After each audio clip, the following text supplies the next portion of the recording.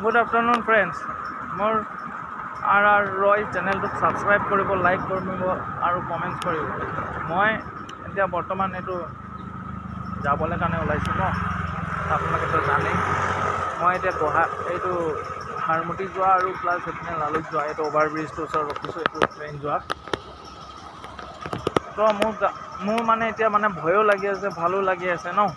ভয় লাগিছে যে কেলা তাত যোৱাৰ পিছত মানে ক্ৰেভিং মাৰিব আৰু প্লাছ মোৰ মানে বডি লেংগুৱেজটো অট'মেটিক চেঞ্জ হৈ যাব।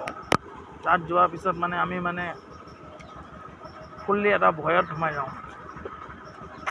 এই ওলাই গ'লেতো এতিয়া যেনেকৈ আমি তাত বন্দী হৈ যাম, বন্দী হৈ যোৱাৰ পিছত তেতিয়া আমাকতো এইটো বস্তুটো নাপাওঁগৈ আৰু, গুটখাও নাপাওঁ, চিগাৰেট এইবিলাকতো নাপাওঁৱেই।